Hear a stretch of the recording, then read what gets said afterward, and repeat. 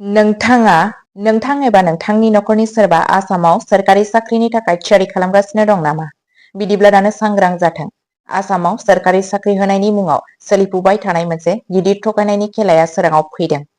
खुलुमबाय, डियार ब्रह्म चेनेलाव नोंथांमोनखौ जोबोद गोसो गोरबोजों बरायनाय थाबाय। फै जों दिनैनि देरसिन खौराङा मा बेखौ गुवारै मिथिना लानि। आसामनि CIDआ दै फुंखा बिफान सोरखारि साख्रि मोनगोननि नंखाय खोथा होनानै मोनसे गिदिर रेकेटखौ हमनो हादों। नायबिजिरनायाव मिथिनो मोननाय जादों दि बे दुथांफोरा नंखाय थिसनथाइ लाइजाम आरो नंखाय सोरखारि महर होनानै सेंग्राफोरखौ थगायदोंमोन आरो बिसोरनिफ्राय रोजा रोजा लाख लाख रां लुथिदोंमोन। बे जाथायनि सायाव गोदानै हमजानाय जाथाया 27 जुन खालि नलबारि जिल्लानिफ्राय जादोंमोन, जेराव दायनिगिरि सनमिनि बिश्व मुंनि सुबुंखौ हमनाय जादोंमोन। आसाम CIDआ केस रेजिस्टार खालामदों आरो बेनि सायाव नायबिजिरनाया सोलिगासिनो दं।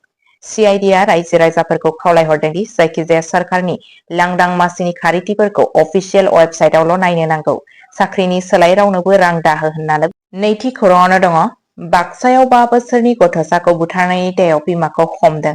आसामनि बाक्सा जिल्लानि दिरिंगापुर गामियाव बरबारि पुलिस थानानि सिङाव थानाय सासे 5 बोसोर बैसोनि हौवासा गथ'सानि गोथै सह बोखांनो मोनबाय। पुलिसआ बे केसआव गथ'सानि बिमाखौ हमनानै सोंथि सोंगासिनो दं। जिउ गोमानाय गथ'सानि मुङा रणबीर सिंह बर'। पुलिसआ सुलुङाव गिबि नायबिजिरनायाव गथ'साखौ बिनि बिमा नेवसि बर'आसो बुथारदों होननानै सन्देह खालामनाय जादों। सुनिबार बेलासियाव बे जाथाया सोराङाव फैदों। बिफाया दुब्लियाव खामानि मावनानै 30 रिंगासोआव न'आव फैनानै गथ'साखौ नागिरनानै मोनाखैमोन। बिसि आरो देरसिन फिसाजोआ न'आव थानायावबो गथ'खौ मोनाखै। गामियारि सासे सुबुङा बुंदों, बिफाया गामि नाङैनो नागिरदों नाथाय मोनाखै। उनाव टर्च लानानै न'नि खाथियाव नागिरनायाव गथ'खौ जोखोम महरै मोननो हायो। पुलिसआ गोथै सहखौ बोखांनानै तामुलपुर सिभिल हस्पिटालाव पस्टमार्टमनि थाखाय दैथायहरबाय। नखरनि सुबुंफोरा पुलिसनो फोरमायदों, नेवसि बर'आ देहानि जेंनानि थाखाय फाहामथाय लागासिनो दंमोन। गामियारि सासे सुबुङा बुंदों, बिफाया बिसिखौसो सन्देह खालामदों मानोना बिसिया देहायारि बेरामजों भुगिनांनानै दंमोन। खौरां मोननानै बरबारि पुलिस थानानि हानजाया जायगायाव सौहैनानै आइजोखौ हमनानै लांबाय।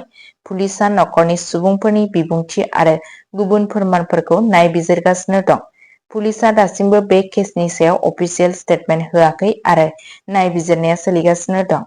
थामथि खौराङावनो दङ, GMCHनि थाखाय 4,382 क्रर देहा फाहामसालिया मडार्न जागोन, CMनि बिथांखि। आसामनि गाहाय मन्थ्रि हिमन्त बिश्व शर्माया गुवाहाटी मेडिकेल कलेज एन्ड हस्पिटालनि थाखाय 4,382 कौटि रांनि रिडेभेलपमेन्ट प्लान फोसावबाय। ससियेल मिडिया प्लेटफर्माव पस्ट होनानै गाहाय मन्थ्रिया बुंदों, बे प्रजेक्टनि गेजेरजों GMCHखौ भारतनि बयनिख्रुइ गिदिर मेडिकेल केम्पासआव सोलायनाय जागोन। बिथाङा लिरो the wait till you see the new GMCH। बे बिथांखिया आसामनि देहा फाहामसालि खोन्दोनि थाखाय गिदिर माइलस्टोन आरो रायजो राजानि इनफ्रास्ट्राक्चाराव गिदिर इनभेस्टमेन्ट। गाहाय मन्थ्रिनि बादिब्ला प्रजेक्टआ इनफ्रास्ट्राक्चारखौ आपग्रेड खालामनाय, फाहामथायनि सुबिदाखौ बाङाय आरो पेशेन्ट केयार सार्भिसखौ गोख्रों खालामनायनि थाखाय। रिडेभेलपमेन्टनि उनाव हस्पिटालनि केपासिटिया बांगोन। बेयो आसामजों लोगोसे सा-सानजानि गुबुन गुबुन रायजोनिफ्राय सानफ्रोमबो फैग्रा रोजा रोजा बेरामिफोरनि थाखायबो सुबिदा जागोन होनना फोरमायनायखौ मिथिनो मोननाय जादों। ब्रैथि खौराङावनो दङ, वर्ल्ड काप नायनो फान पार्क 29 जुन गुवाहाटी, 30 जुन डिब्रुगड़। गाहाय मन्थ्रि हिमन्त बिश्व शर्माया ससियेल मिडिया प्लेटफर्माव फोसावबाय, फिफा वर्ल्ड काप 2026 नायनो थाखाय #CM FIFA फान पार्क। बिथाङा लिरो, वर्ल्ड काप नायनायनिख्रुइ साबसिन मा दं? रोजा रोजा फुटबल अनसायगिरिजों लोगोसे मोनसेनो स्क्रिनआव। आसाम टुरिजम डेभेलपमेन्ट कर्प'रेसननि बानजायनायाव बे फान पार्कखौ बेखेवनाय जादों। हादरनि गासै फुटबल अनसायगिरिफोरनि थाखाय आलादा एक्सपिरियेन्स होनो थाखाय बे खाबुखौ लाबोनाय जादों। CM FIFA फान पार्कनि शेड्युल। 29 जुन लटास हिल प्लेग्राउन्ड, गुवाहाटी।